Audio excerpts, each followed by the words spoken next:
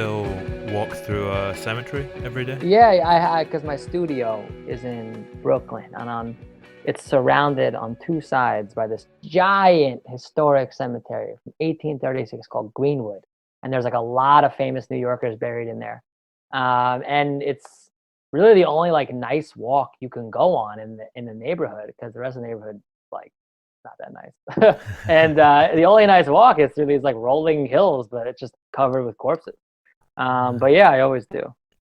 Is that the same place then that you shot the acoustic thing? That was Greenwood, Yeah. right? Yeah. Yes, yes, it was. Yeah. It's not often we kind of see you in an acoustic setting. No, I hate it. I fucking hate. I don't like acoustic guitars. I don't like how they look. I don't like how they smell. Yeah, I just don't like playing acoustic. I'm not an acoustic guy, and I really never was, to be honest. Do you feel quite restrained in comparison to what you would normally be on stage? There's no kind of jumping about or playing the guitar behind the back. It's just you and the mic stand. Yeah, I feel like I'm fucking like holding like a hot cup of coffee that's filled to the very top, and I'm about to sneeze the whole time. You know what I mean? It's like I want to do things that I can't, and yes, you're right. I feel restrained in a sense, you know? Does that factor into the performance in any way, though? That kind of restraint? Yeah, I think it's like there's something bubbling under my skin that wants to come out but isn't, and you maybe see that in some maybe like tense facial expressions at times. Kind of ties quite nicely into the songs. They're both Yes, quite yeah, tense in their own right, kind of thematically to a certain extent. absolutely, absolutely. What sort of stuff do you think about when you're walking through the cemetery every morning then, on the way to the studio? I think about the impermanence of one's life, to be honest, and that works its way into my music. You know, we're just literally on this life for a fucking split on this planet for a split second, and you know, most of us are already like a third of the way there, and it's just a pretty crazy and painful thought that plagues my brain quite a bit. And then I think about that in light of the art that I'm making and the ways in which I want it to transcend my lifespan. At what kind of age did mortality start to stare you in the face like that? 21 years old, my 21st birthday. Yeah, I remember just like laying in bed, just like fucking freaking out and thinking about it. You know what I mean? I don't know. It's something that's always kind of present in the back of the records, without a doubt. Yeah. I mean, death is quite often a theme to some degree. Or Oh, darkness, at least, yeah. absolutely. I mean, when I was with Rory in Glasgow, like we went to this giant cemetery and like filmed a whole bunch of shit too. Like I also just love cemeteries. I love the macabre, like I always have. I'm just kind of eternally fascinated with it, you know? Was that the necropolis you went to in Glasgow? Yes, like that giant thing next to that old Yeah. church. My Yeah. flat was right next to that where I was staying until No very shit. recently. Yeah. I kind of used to do a similar thing. Used to quite often walk around there. So we're kind of Yeah. atmosphere about cemeteries. Yeah, I mean, they're just parks that have things you can read. It's just like, yeah. And you could just be like, you sit there and you just like look at the dates of everything. You're like, wow, that person was like my age when they died. Or like, wow, that person was 10 years old when they died. And you just think about their whole life. And you think about the fact that they're fucking just right there. You know what I mean? And you're kind of like, oh, yeah, it's grass. But you don't realize that you're like literally on top of these people and tens of thousands. And when you start to do the math, it's fucking crazy. It's a weird kind of thing because although the time period in which they existed seems quite different, it also doesn't really feel that long ago. Like when you think about it like 150 years and you kind of see it in writing, it's not a massive number. Right. I mean, it's crazy. In the history of the planet, it's literally just like a blink of an eye. You know, it's nothing. But that's somebody's whole life. Man, this is a dark interview. I love it. We've started Yeah. heavy. Hopefully we'll kind of we'll maybe get a little bit lighter as we go along. Yeah, yeah, dude. I mean, speaking about darkness though, I was reading that you wrote a fairy tale in the second grade about a monster named Des Rocs. Yeah, man. I mean, I read a lot of stuff when I was a kid. I got lots of books of fictional stories I would write, and I would always kind of create these universes that I would live in. Um, and yeah, I was just constantly birthing characters and plot lines, and I would like tie them into all these action figures I had and all this stuff. And I would just like sit there for hours and hours on the floor of my room and just living in my own fantasy world. Interesting. You've kind of done this. Is that kind of a similar thing with what you do with your music now? You kind of construct Yeah, this world for you to live in. absolutely, without a doubt. I mean, songwriting differs a little bit from me. It's like a far more insane process. But yeah, it's all about literally just sitting in a room and just hearing things that aren't there. Kind of like the definition of insanity to an extent. Is that what you mean when you say a far more insane process, or? Yeah, absolutely, man. I'm literally again like just sitting in a room and you're just trying to hear voices in your head and words in your head that don't exist yet. So it's like that's pretty crazy to work yourself up into that state on the regular, you know? So can you see the song like in front of you? Does it kind of Yeah, arrive there? Yeah. yeah. I get just like a snippet of an idea, and it just kind of unfolds itself in my head, and I just try and grab it before it's gone. And it's kind of like fishing, you know? It's like, and then very often I don't get it. How long does it tend to stick around before it slips away? Brief seconds. So when I open my fucking voice memos app and the thing is glitchy and not working, man, sometimes I lose it. This new OS upgrade has fucked me with a lot of great songs. Man. Do you kind of have stuff set up ready to record then? I mean, when it comes to your kind of studio setup, is that geared to it in a way that you can capture things as soon as possible? Yeah, I just have like the most basic setup in the world. I have like a microphone going into a computer, and I'll just like grab a nugget of an idea. And almost always that nugget, it ends up being like in the final recording. And whatever like the innocence or rawness of that first take is like is what it is. And I'll just keep it. Does that add a certain pressure to every stage of the process? If you know that it No, could be the final thing? No. no, not at all. It's actually the opposite. It's like very comforting that I don't have to like re-record or retrack anything I do.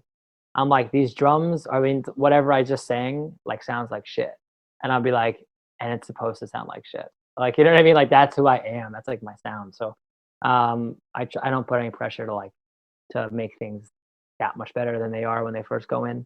Yeah, you kind of want that roughness at the heart of it, and then you can put the bits of fancy production on the kind of outer edges. Oh yeah, I always call what I'm doing like bedroom arena rock. You know, like you got bedroom pop, but like I'm fucking bedroom arena rock, and I say that to the day I die, man, because I make music very differently than other rock bands do, very differently. How old were you when you started recording from home? I was like a teenager, you know, like had some like really simple stuff, and I would like record in band practices and shit.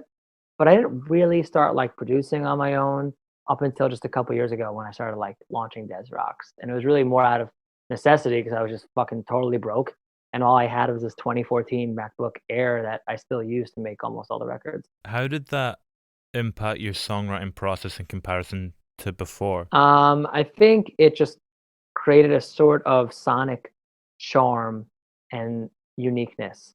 Whereas before, if I was like with a band and we could like go to a studio, it just sounded like whatever, you know? But this is like wholly my own thing. Like there's a weird way about this room I'm sitting in right now when I record vocals in it, and it just sounds so unique. And it's my fucking bedroom. You know what I mean? And it's like there's no bedroom plugin that you can buy like Danny's bedroom plugin. You know what I mean? Like you can't buy that shit. So it's like it's super signature in a sense. Yeah, it just completely ties it to you in a more direct kind of way, in a more specific way. Totally. And I've found recently, like when I have gone to like those big time studios, like I've lost a lot of the magic of what makes a Dead Rocks record. Especially with the intimacy of the writing, it feels like that would kind of go together quite nicely in parallel. For sure. For sure. Like I'm not the kind of guy who could like go into a thing and like a quote co-write and somebody's like, "Yay, you do the lyrics and the melody, and I'll do the music." Like it's so not how I make music, you know? Do you think you've ever written a song that kind of completely captures your true self in its entirety? Oh, absolutely, man. These songs that I put out are just like manifestos of who I am. Like I feel like there's a song I have called Wayne that just totally captures like my psyche, without a doubt. Same with Nothing Personal to an extent. Wayne's an interesting one because that came out, was it kind of last summertime, around about then? It was actually the like almost a year ago. Almost a year ago. Wow. Yeah, I think it was March, maybe. Yeah, March. Yeah, just because this was kind of all kicking off. yeah. But you kind of teased that a few months before that, and I think you put it out as like 2020 Wayne, 2021 a 2012 remaster of a 1969 event, 2021 Back from the Dead, an American television special, 2022 Songs for Cobras. It's this idea of the grander plan that seems to be a thread throughout a lot of what you do. How long have you kind of had, how far ahead are you thinking, and how long have you had this kind of vision where you can see it all? I mean, as they discussed, I'm thinking to the grave, man. Like I'm thinking big picture, you know, like I fantasize about what my show looks like when I'm in my 50s. You know what I mean? I fantasize what it looks like 20 years from now, 30 years from now, 40 years from now, 50 years from now. I'm constantly dreaming big, and it's just the job of I guess everybody like around me to just kind of try and tame what I'm doing and bring it to life in a way that's practical. I've written 2 television specials now that I don't think are ever gonna get made, but man, I spent like months working on these things and like, it's just like practical reality. So when I say, "Hey, I want to make this TV special," someone goes, "Okay, do you have $300,000 to make it?" And I'm like, "No." But like I'm always dreaming big, man, and I'm always shooting for the fucking stars. Always. Like that's just how I was my character. Were TV specials a big thing for you as a kid? No, not as a kid, but like when I got a little older, I got really into them and I started doing these deep dives and like Barbara Streisand TV specials, Tom Jones, fucking Scotland's best right there. TV specials. Is he from Scotland? I think so. Tom Jones? Yeah. Welsh. Oh, he's Welsh. Fuck. All right. Well, you edit that part out. And like fucking Elvis Presley specials more than any. And yeah, I'm obsessed with them as an art form. Is it almost that element of theatricality? Oh, absolutely. It's the element of theatricality. It's the element of surrealism and escapism.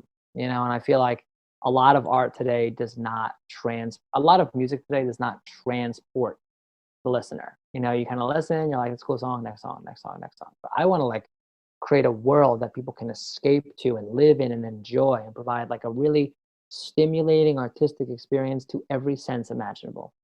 It's interesting, the idea of theatricality as well, because when you have, we've kind of spoken a little bit about the intimacy at the heart of the songwriting and the way that, you're capturing it in your bedroom and it's very raw and honest. How do you kind of execute that in a theatrical setting and ensure that the theatricality doesn't overshadow or kind of hide the honesty at the heart of the music? I think just like the way I perform it live, to be honest, like I just kind of throw my entire body and being into it and I lose myself in every performance.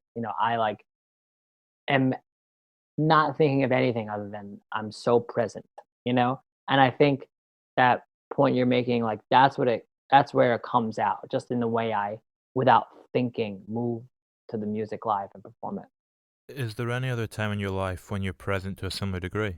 No. I would say maybe chopping garlic, and that's it. Have you been chopping a lot of garlic throughout lockdown then, or how are you kind of compensating for that? I was chopping garlic 30 minutes ago, bro. Yeah, I just like that's just like the Italian New Yorker in me. I enjoy chopping garlic and like listening to opera music and like drinking red wine and shit. But yeah, man, like it's like that's for me is like meditation performing. Yeah. Have you found it's kind of impacted your psyche in everyday life then when it's missing, as it has been for almost a year now? Absolutely. I mean, there's nothing that compares to the adrenaline rush of performing every night to like even if it's just 100 people in a packed little club or 25,000 with Muse in an arena, and you take that and you compare that to like watching an episode of The Crown in your pajamas, like fuck no, you know what I mean? It's not the same high. Have you noticed patterns in ideas that you have as well, when you're on the road, as opposed to when you're rooted in the one location in New York? Yes, traveling is very inspirational for me. Being in a different place, waking up in a different place, you just kind of like perceive the world differently and you get a lot of different ideas creatively. The further you go from home, does that impact that in any way? No, I don't think distance. I mean, but being sleep deprived, strangely for me, is like amazing for your creativity, which sucks. Like I really wish that wasn't the case. I wish like eating a fucking giant bowl of pasta was awesome for your creativity because I would be fucking banging out 3 albums a week. So yeah, but when I travel far, like when I was in the UK, I was like so jet lagged and I never adjusted, and I was just like I had the craziest ideas, the craziest voice memos on my phone. I probably did some of the weirdest shit on stage. Who knows? I think it's what they call, is it the hypnagogic state? This kind of state between sleeping and being awake. When you're almost like a zombie. Oh yeah, I mean that's like when you're about to fall asleep or you're just Yeah. coming out of sleep. Yeah, I mean you get the best ideas, without a doubt. Do you keep a notepad by the bedside table then? I have this, I mean, just voice memos. I'll just so many of my ideas start as voice memos, and I'm like, it's always in the middle of the night or like really early in the morning, and it sucks because then I'll just like if it's really good and it's like it's late enough in the morning, like if it's 4:45 or 5:30, I'll just be like, motherfucker, let me get this idea right now, and open up the laptop and just start working on it. You know what I mean? And that sucks. I wish it wasn't the case. Is that was it Pieces that came from that on the new EP? Yes. Yeah. This just came out of a dream. Yeah, like at 5-ish in the morning or some shit. What was the dream? The dream was I was in this giant songwriting factory, and I was in this room, which is kind of a nightmare. I was in a room with all these people, and they were like, "We have to write a song for Lovely the band." And I was like, "I don't want to write a song for Lovely the band." And they said, "No, you need to do this." I was like, "All right." And then me and this room of people, we fucking slaved away at writing this song all day and all night, and we got nothing. And then the boss comes back in and he says, "What'd you get?" I go, "We don't have anything." He goes, "All right, well, get the fuck out." And then I'm leaving this songwriting factory. I said, "Wait, I have an idea." And this is so fucking weird. And then I go, and I just sang to this room of people. I was like, and like they all looked at me. They're like, "That's fucking amazing." And I was like, "Yeah, right." And then I woke up. I was like, "Oh fuck!" And I, I ran into the other room and just recorded it as quickly as I can. And those ums in the beginning of that song are the ums from 5 in the morning. Do you have anything lyrically at that point? No, I just kind of like scratched out like a melody, and then later I wrote up lyrics for the song when I like figured out what the song meant to me. You know? Yeah, because I mean, it's interesting because listening to you describing that dream there, when I listen to pieces, I kind of get this sense of almost like New York neuroticism, if you know what I mean. That kind of nervous Oh energy yeah. that the city has, which seems to be something that's paralleled in the dream that you had, but that pressure of not being able to come up with a song initially. Yeah, I mean, this place and this life is filled with pressures, and there's a certain chaos and energy to the city that defines my music and my soul, without a doubt. Did you feel that energy, kind of from an early age growing up? Yes, I was always a maniac. I've always been a maniac. Uh, I mean, there's like I was just always 100 miles an hour all the time. You know, I used to have a violin teacher when I was a little kid. I used to play violin, and she would always say to me, she goes, "Danny," she goes, "always, you always want to jump in the pool without looking at how deep it is because you're gonna break your neck." She would always say this to me. She was like 95 years old, and I was like, "Yeah, I always just want to jump in the pool," you know. You used to too when you were playing violin, didn't you, as a kid? Yeah, I was in these like little youth orchestras when I was like in ninth grade, and we would tour around, and I was like just good enough to be the worst one in the orchestra. You know, so you could just kind of be like the last chair of a really good orchestra, and you can do whatever the fuck you want. It sounds great, and no one's gonna notice. You know? Yeah. I was in the same position. I used to do a similar thing with kind of concert bands and jazz bands, and you were always kind of just sneaking in. Yeah, I mean, like you could just like hit like all wrong notes all the time. No one's gonna fucking notice. You know? Just enjoy the ride. It sounds great. You know, enjoy the music. Where did you tour? We did like these South America tours. Yeah, yeah, like in coach buses, and it was really fun. It was definitely like a great cultural experience for sure. That must broaden your horizons pretty early. Like most people don't really get that experience of travel until they're, in their 20s. Yeah, definitely. You know, in being from Long Island, it's you don't dream of going to like Chile. You know what I mean? So it was definitely awesome. What were the rec center shows you used to go to as well? Because I don't think we have rec centers over here. You don't have them? No, I don't. I don't know. Actually, I don't actually know how you define it. What is a rec A center? rec center is short for recreation center, and like pretty much all towns in I guess the tri-state area have these places that will have like basketball courts and other athletic kind of facilities, and you have like your dances there and shit. And yeah, they were like kind of like a beacon of shows in Long Island for bands, and I just grew up always playing shows at these things. And we would play them at rec centers, we play them at churches, we play them at temples, we play them at these things called Legion halls, which are popular in the Northeast as well. And yeah, like it was just a super super DIY kind of world that I came from, um, up until very recently, of just playing shows all around New York and anywhere else that would let me play to just absolutely nobody, every night. Yeah. How old are you at this point? Kind of teenager, or 13, 14, 15, 16, 17, 18, 19. Yeah. you playing kind of similar stuff? Were you doing the rock and roll thing back then, or? I was doing just straight up like punk music. I was extraordinarily influenced by My Chemical Romance's first album and second album.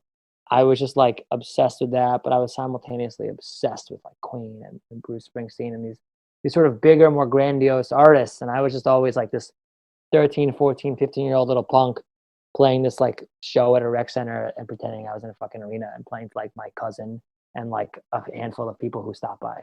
Yeah. Yeah. I remember you speak about the energy of Des Rocs and how it was always within you, and it was only once you started doing this kind of artistic outlet that you found a way to channel it properly. Were those punk shows kind of tapping into it to a certain extent, but not the full way? Or how do they kind of relate to the energy you get from a show now? Oh, 100%. Like I played those shows back then the same way I played those new shows or play with the Rolling Stones, like the exact same energy. It's the same show to 8 people as it is to 80,000, like without a fucking doubt. And yeah, in those early days, you're always in bands. So you're always like one of four, one of five, and you don't have the opportunity to have like a creative dictatorship, you know what I mean? Which is what I think is essential in just being able to do exactly what you want to do and exactly how you want to do it. So yeah, you just didn't like that energy was there, like that nugget of it, but you just didn't get to let it out, you know? Do you feel like, well, yeah, because I mean, I guess you can move at your own pace now and you can go a lot faster if you want to. Yeah, there's no red tape, there's no bureaucracy, there's no committeeing songs, there's no, well, we all get equal. No, it's just like it is who it is, and I am who I am, and I'm just kind of like a lone man here with a couple close friends helping me out on all the production and stuff. And yeah, that's what Des Rocks is. Do you feel like you move at quite a fast pace now when it comes to the kind of Oh, creative process? yeah, man, I'm jumping in the pool and maybe I'll break my neck. You know what I mean? I move relentlessly fast. I'm very much of like a philosophy that it's always better to ask for forgiveness and permission. And I'm also from a philosophy that nobody ain't gonna do shit for you. I was growing up, I just had to like do everything myself. Like nobody in my family knew music, knew the music industry. So when I was a little kid, I would take the train to Manhattan and like hand out my fucking CDs that I would burn on my mom's computer to everyone coming out of Irving Plaza, which I now live across the street from. So I would like do this hustle and this grind, like a fucking hip hop kind of grind, my whole life. So yes, I'm moving quickly. Is a long way of answering that question. How long did you do that grind for before you started to see some traction? Uh, like from age 13 to like 2 years ago, and it's still the grind. It's the same grind, but it's not. It just manifests itself differently now. Now I'm able to focus more on the music and the art, and have to worry less about handing out my CDs at shows. I imagine that makes the creative process a little bit more freeing once you kind of remove those outside pressures, maybe, or To an extent, I'm actually finding, like, when I have a full day to work on something, it's kinda bad for me. You know what I mean? I like, the adversity and having to, like, overcome the odds. My whole life is spent working these, like, shitty day jobs and then working on music all night long, as, like, a passion, and I worked so hard on music at night and rehearsed in these fucking awful places because of the restraint of what I had during the day.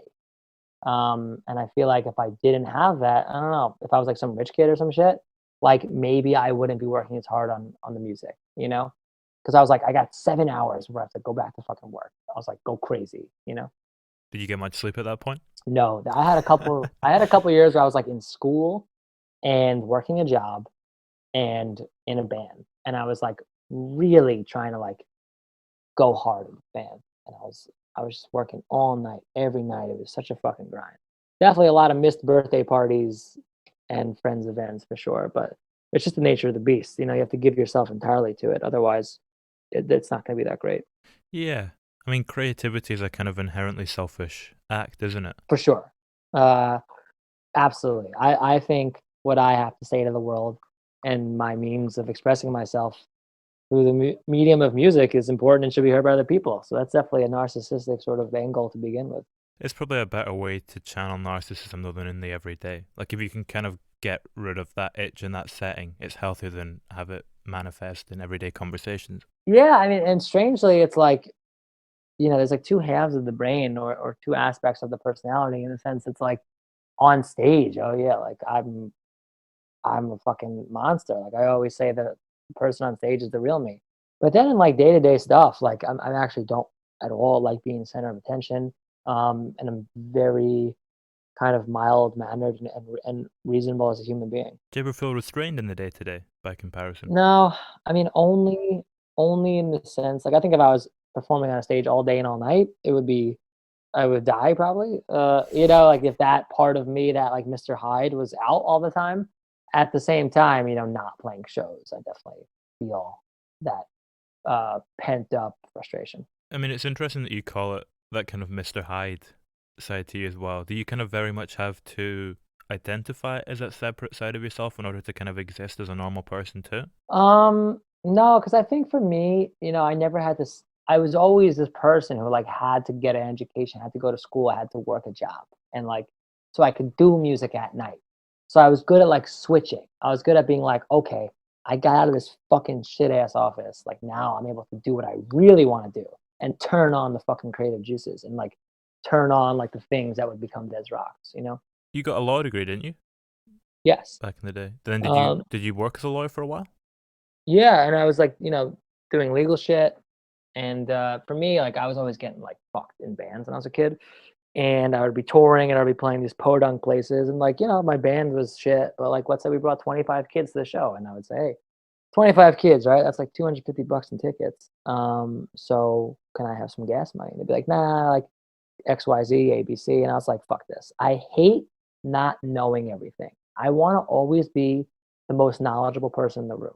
I don't want people to know that, but I want to know what's going on. You know what I mean? I want to know my business. Like there's this strange perception in rock that you should be like, just be this cool boy artist. Like, no, man, like I'm of a very different fucking ilk. Like I take a page from Jay-Z. Like I want to know my business. I always want to know what's going on. I don't want to be reliant on people to tell me what's going on? So I have like a very different approach as far as like being educated on all subjects of what I'm doing.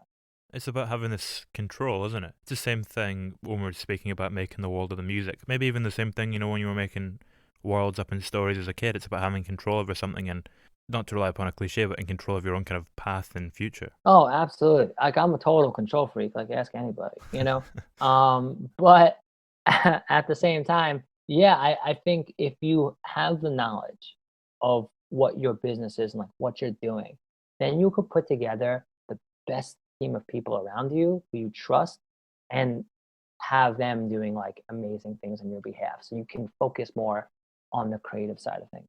At what point did you kind of feel that team fall into place for you? Yeah, well, with Des Rocs, like just in the last year and a half or so, just like putting together like management, agent, like all this shit, business management. It takes a village, man. It really does. And behind every artist are all these people who are working so hard who never get credit. And it's always important to recognize them and appreciate them. Did you feel like a weight coming off of your shoulders when you kind of managed to set that up? I felt like a weight slowly passing off my shoulders to other shoulders. You know what I mean? Like, because you're so reluctant in the beginning to like give away anything that you're doing. You know what I mean? To let anyone into your world and like affect your baby that you've dreamt about and thought about nonstop, 24/7 for the last few years, and in a way, your whole life. So it's tough, but there is some sigh of relief, like knowing you're in good hands. How has your relationship to New York changed over the last few years as you've kind of toured all over the world a little bit more and kind of It's home. Yeah, it is so fucking home, man. And it's just like I go other places and I realize how I cannot exist in other places for a very long time. I'm like, for me, like New York is like what the sun is to Superman. And if like he needs to go up there and like recharge every once in a while, you know what I mean? is there a kind of dialect in New York, kind of slang that's separate to the rest of America? No, I don't. I No. don't think so. New York is just like everything at once. Like everything in the world, every sound, every smell, every person at once. That's how I describe it. You need a lot of energy to live there. Yeah, I mean, you have to put up with a lot of shit. You're gonna see some crazy shit. But you're gonna like, I don't know. It's such a thing. Like you either are a New Yorker or you're not. And I think a New Yorker could be somebody who moves here from the middle of the country and lives here for a year and is like, yes, I'm a fucking New Yorker. Or it could be someone who's lived here for 80 years. You know what I mean? It's just like an attitude and a lifestyle. What qualities kind of define a New Yorker for you? I think without a doubt, a certain sense of resilience, a certain sense of community. Yeah, those are the two things that come to mind. I mean, I'm about to after this interview, I'm gonna walk outside my door, take my dog outside, and I'm gonna see people sitting on the street in the freezing fucking cold weather, eating at restaurants, bundled up in jackets to support local businesses, and also because we like to eat in New York and go out. But we're doing it safely and like we adapt to the times and do what we got to do. Like we get in line quickly for the greater good. Yeah. It's the same in Scotland, man. I was out for a walk today and saw a guy walking about in his shorts and it's 2 degrees under. I love that. Was Kerouac a New Yorker? Uh, I don't know if he's well, yeah, definitely New York based. Yeah, he I don't lived know here, where he was yeah. born. Let's see, I'll look it up. He was born in Massachusetts. All right, so he's like an East Coaster. But yeah, definitely like a strong New York base. And then he had this incredible like love affair with all things San Francisco for a while. When were you kind of first exposed to the writings of him? I don't know, to be honest. I think actually I was like strangely exposed via that book. I think it was called like Into the Wild, about the guy Christopher McCandless who like goes into Alaska and goes off the grid and he ends up dying alone in this thing He because used the he mushrooms, was yeah. yes, because he was so inspired by Jack Kerouac's On the Road.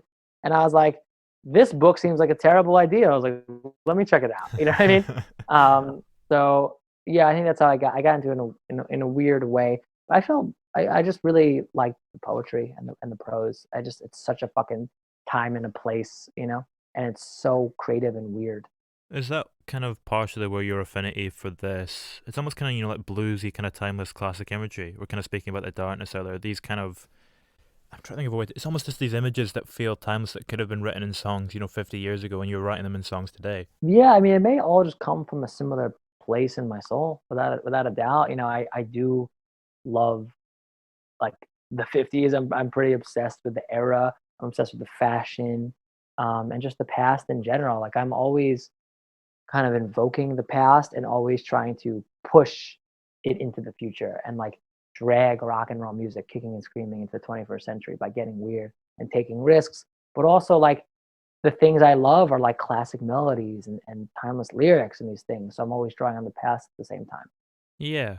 It's kind of like what we were saying earlier, where at the heart of your songwriting is this honest thing, and then it's kind of surrounded by slightly, big kind of theatrical production. It's in the same sense that at the heart of your songwriting is this classic kind of imagery and things evocative of the past, but you're kind of contextualizing them in a modern soundscape. If that makes sense? Is that? Totally, totally. Like I'll take like a really melody that I find very beautiful and I'll record it on like my 2014 MacBook Air. So it's like that is definitely like the vibe. Is the allure of the past and the allure of the future coming from a different place inside of you, or are they tapping into the same thing? I think they're different things. Like I'm definitely have a sense of nostalgia for certain things, and I always think that I was like born in the wrong time, to be honest. What time do you think you should have been born in? Oh, I don't fucking know. Maybe like I'm like a World War II generation person or something. Maybe I should be like making records in the 50s and 60s. But at the same time, like I just love modern music and modern production. And I'm thrilled and possessed by the idea of just doing whatever the fuck feels good and feels dope with the production on the songs that come from this more timeless place. It's interesting though that you say you feel like you should have been born in a different time. I wonder, is that almost, I don't know, are you familiar with the film Midnight in Paris? Yes, yes. Do you think it's almost like part of the human condition, that idea that we all feel like we should have maybe been born 50 years ago or 30 years ago?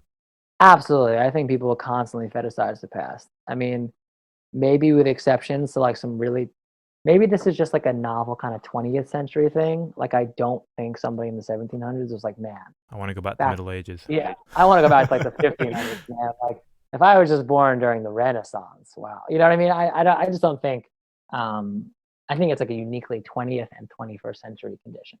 What's fueling that then? What's changed in the 20th century that's kind of causing that? I don't know, probably just like phones and email. I guess we have access to the past in a way that we didn't before. Yeah, I mean, I'm literally talking to you and you're in Scotland. Like that is so far and it's in real time. Like, are you fucking kidding me? It's miraculous. I can't believe it. But at the same time, I'm like, I'm definitely like intensely, even though I'm like pretty extroverted with my fans and social media and everything, and in general, I'm in pretty intensely private and like the idea of like being off the grid in a sense.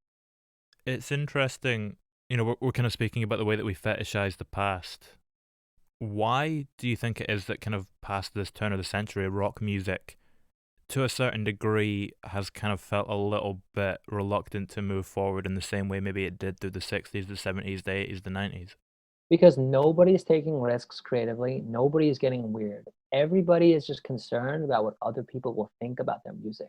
And they put their music through this fucking factory one size fits all process. Or they go in the studio with producer X, they record 10 songs. They're like, man, I really hope people are gonna like this. And then they put it out and that's it.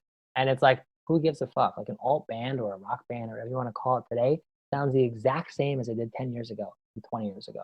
And there's a reason why there haven't been any like massive bands since like the days of the Killers and Kings of Leon and Coldplay. You know what I mean?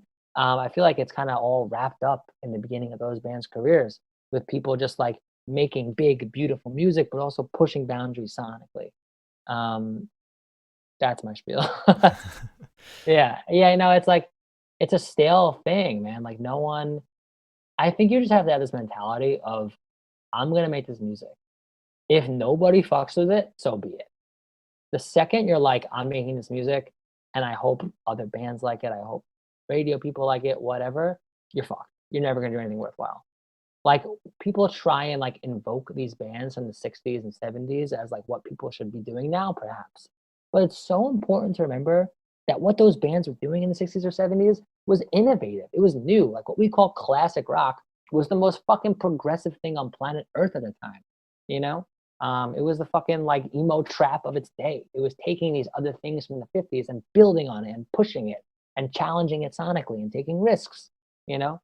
So I think that same ethos needs to be applied today. That's what's missing. It's funny you mentioned emo rap though, because if you listen to a lot of that stuff, you're kind of Lil Peep or whatever. There's a lot of kind of Nirvana and rocky stuff in that. For The kind of sure. I mean, bedrock of it. yeah, I mean, they're like taking things from the past and pushing them forward. And then what happens is like eventually it gets really saturated with lots of sound alikes and something new happens, you know? Do you think it's different now though that we're in this kind of post modernity age with the kind of age of nostalgia that we're in at the moment, where everything's kind of game? Like you can kind of do anything. You can be Dua Lipa and make a disco record, or you can be Kendrick Lamar and you can push something that's going in a completely new direction. Hell yeah. There are no rules. And I feel like rock is one of the few genres of music that doesn't feel that way. I'm here to change that.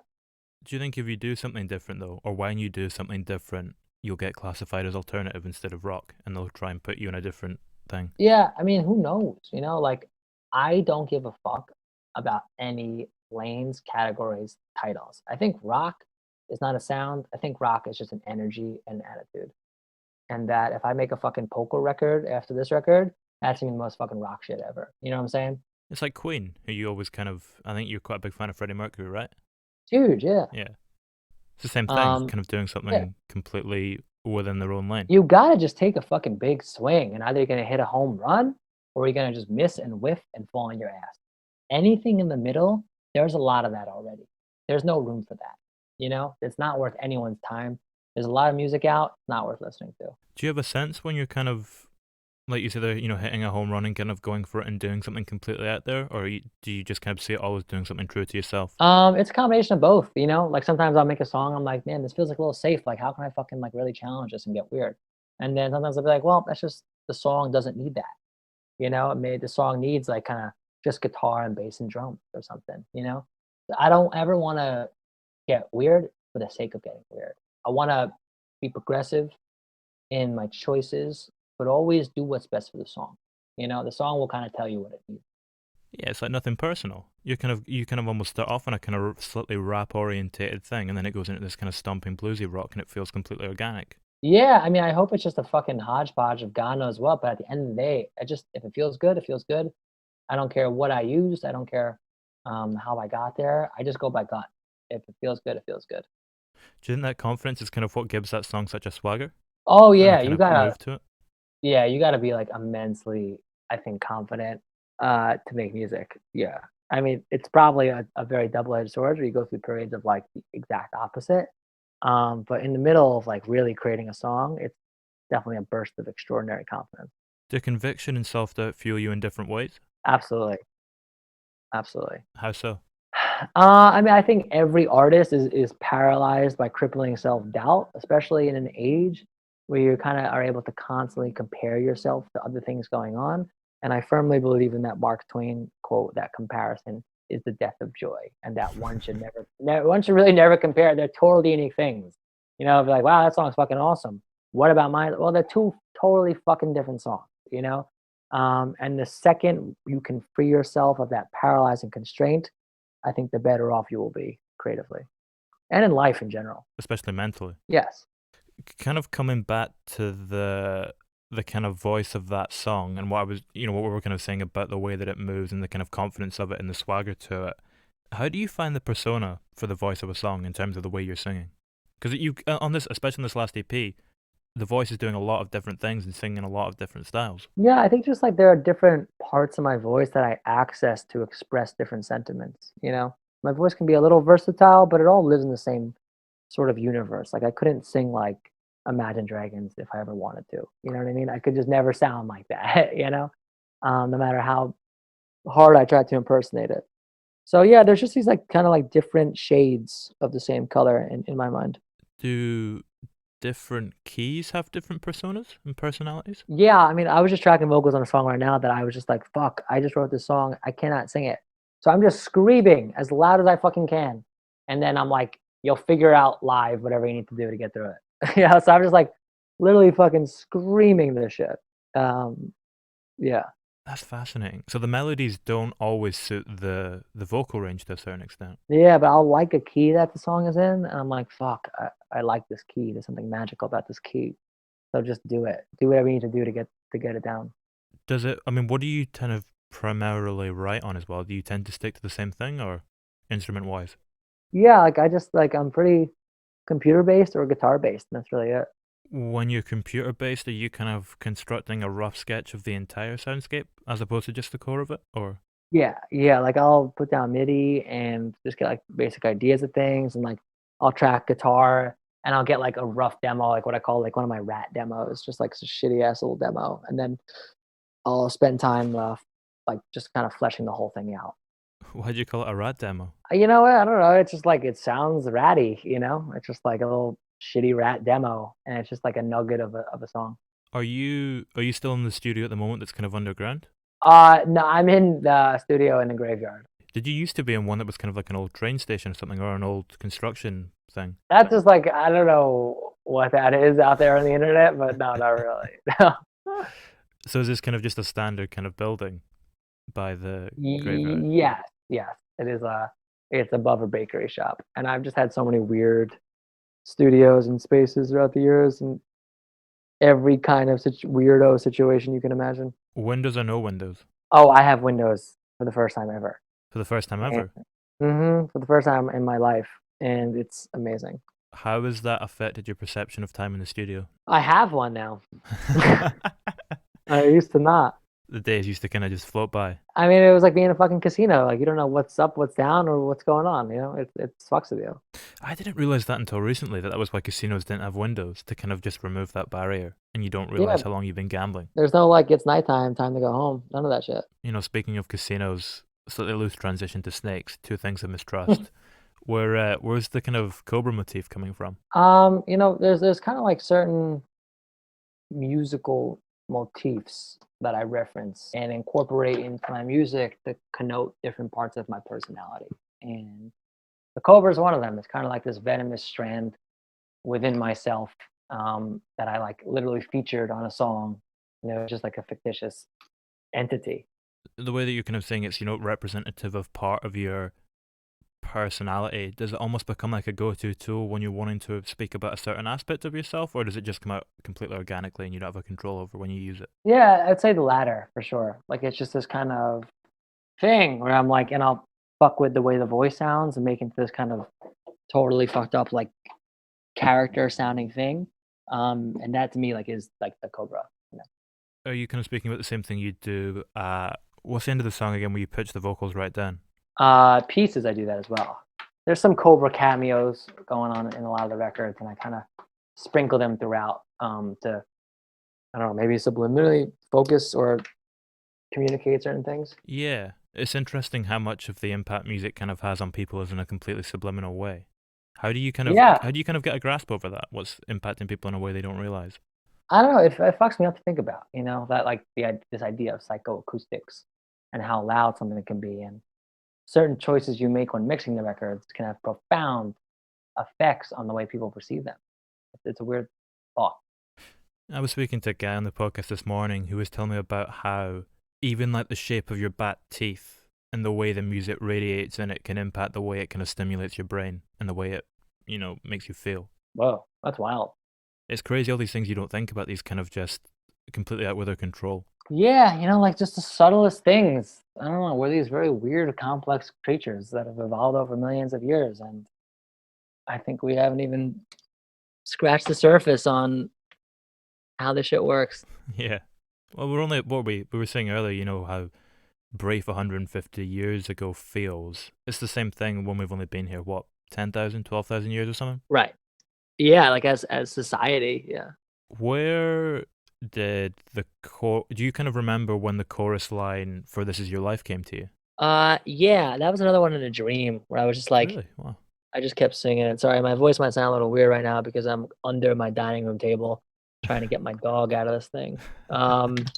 Yeah, This Is Our Life, man. It came to me like I just was like, this would be a fucking huge thing to scream to the world. And it's the craziest time right now, and I want to scream it to the world, So I had that chorus, and then the rest of the song just happened like really, really fast, which is my favorite way to work because it's a lot less fucking work. When the song just kind of writes itself like really quickly, and you're not second guessing any of the choices or anything, it just happens. That's the best. So everything builds out from that center point in that one phrase. Yes, 100%. I was like, I know what the song is about. I know what I want to say to the world in this song. I know how I want to produce it, all that shit. And I know how I want to arrange it and compose it. And it just happens. And you write the lyrics really quickly. And you don't second guess anything or yourself or anything at all. It's the best feeling in the world. Again, it comes back to that confidence we're speaking about. Oh, yeah, yeah. You just kind of get this like lucid moment where there's like the fucking seas open up and you have a path and you can just walk right across and escape to Egypt or whatever the shit. Do they always tend to form in that kind of way with the anthemic thing at the center and then you kind of build it out naturally, or are there ones that you kind of have to grit your teeth in and work at a little bit? And Yeah, I mean, songs kind of fall into two camps of like the easy ones and the hard ones. And I hate the hard ones, man. I've had songs I've been working on for years and years and years. And I a song that I put on the EP that came out a month ago that I wrote and recorded like 3 weeks before the EP was released. And I was like, you know what I mean? Like, and I was just like, whereas there are songs that are like Suicide Romantics on my last EP is a song I've been working on for 3 years. And POS, the song that starts the EP, is a song that I, did 3 weeks before the EP came out. So that's like a real dichotomy in my process. it's interesting because that's probably the most visceral song on the EP as well. It kind of just roars it into life and it's got this kind of scrappy punk edge to it too. Oh, fuck yeah, dude. That one's a rattlesnake, and I can't wait to get that on fucking stage. But yeah, and it was just wrote itself, man. I was just like playing this riff, and it just happened so fast and it felt so good. So it originates from the riff and then the lyrics kind of form atop. Yeah, I was like, imagine if a fucking song started like that today. I was like, I get so pumped up, and I was like, I wish that existed. I was like, wait a second, I'm an artist. Like, let me do that. That's how a lot of these songs come about, where I'm like, there are these things that I wish existed that don't, and I just want to bring them to life. Do you think does it almost sometimes feel like they do exist and you're kind of just grabbing them out of the air? Like you're almost like piecing Yeah, a puzzle together? Yeah. yeah, it just kind of floats by, and you just try and grab it, and it's like, I wish that fucking riff I had that riff for a second. I was like, oh, it would be so cool if that was the thing, and then you kind of just run with it. How did that kind of change the shape of the rest of the EP once you had that song? Just kind of like was like the last block in like a Tetris thing, where it fell into place and the whole thing disappears. And I was like, that's how I want to start the EP. It's like flip, flip, flip, and boom, it just like falls into place. It's like that's it. It must kind of change the overall rhythm of it to a certain degree and the kind of flow of Yeah, it. Yeah. yeah. I mean, sequencing to me is like really important and something I labor over. And yeah, it's just like I was like, this is like open a fucking EP. Is sequencing almost an instinct thing, or is there kind of conscious thought process behind it? Both. There can be, if there's like a theme that is important for me to continue between songs, or more of a concept that I'm invoking in more than one song. Those things come into consideration, but it's also musical as well. What do you kind of feel that fuels your creativity more overall? Instinct or conscious thought? Instinct, always instinct. I hate conscious thought when it comes to creative process. Always fucking instinct. Yeah, it's my gut. Like music is guttural. You know what I mean? It's emotional. Like shit that's like really heady, like Vampire Weekend or like Bon Iver, like shit that's well done. I think that's some of the greatest music on planet fucking Earth. But I can never do that. You know what I mean? Like I can never like take all that time to like how finely done that is. Like I like edge, I like rawness, and I just like pure expressions of emotion. And then sprinkling in complexities and lyrics that are deeply personal, like that's what makes it interesting. But as far as just like the gut punch of an opening riff, like that's instinct. Do you feel like a simple message can almost be more compelling? Absolutely. I think it's far more difficult to reach a lot of people than it is to reach a few people. I think there's like a certain beautifully complex simplicity to a Queen song. It's like they can be the most complex things in the world, but at the same time, it's like the most accessible music in the world, and that's not easy to do. Yeah, I mean, if you look at like, the arrangement to Bohemian Rhapsody, and I mean, that song was that was their biggest hit, right? Pretty much. Yeah, I would And say so. how complex is that? The kind of arrangement to it. Yeah, I mean it's crazy, but like doesn't like feel it. Like everything just feels natural. Nothing feels forced. Do you ever lose sight of that natural feeling if you've been working on a song for like years? How do you kind of keep a Yeah, hold of it? you don't. It's tough. You lose all perspective. Um, yeah. Do you ever get it back after it's done? If you take a break from it, like if I like Suicide Romantics, like I gave up on for like a year, and then I came back to it and I revisited it, and then I was able to have some clarity on that song. When you got that clarity, how did it change? What did you kind of notice, and then how did you go about acting on that? Um, it's similar to like starting from square one. Like you just don't listen. You're like, the song should be like this, and then it all just happens really fast. Again, it comes back to that idea of it being a burst of kind of primal thing. Yeah, yeah, and having fresh ears on it, super important. Same with dreams, like we were speaking about earlier. It's this organic kind of thing that just Yeah, happens to us. just happens to you. Yeah. What's a dream you have about your last show? Oh, like me on a stage and dying? I think that'd be a great way to go out, to be honest. My last ever show. Dying on stage. Yeah, why not? How old are you in this dream? Do you know? I hopefully elderly as fuck. I mean, look at the Stones. Supported them. Still Yeah, I going at, mean, what are they, 78, 80? Near enough. exactly. Yeah, man. I mean, that's the dream right there, to be doing it until I fucking croak. 100%. We were speaking earlier as well about this grander plan. How does that impact the way you kind of view each individual release when you can see it in the context of what's coming? Well, I mean, it impacts it a lot because there's a there's an instinct to want to just put out the music that I did most recently. But for me, it's all part of a much larger way in how I develop things thematically and how I develop things musically. So there are songs coming out on this album that I wrote and finished like a year ago or 2 years ago. I'm always just constantly writing so much music, and then I'm like looking at it all, and I'm thinking about like how do I want to tell the story, and I take everything and I sequence it in a way that makes sense, the evolution of where I'm going.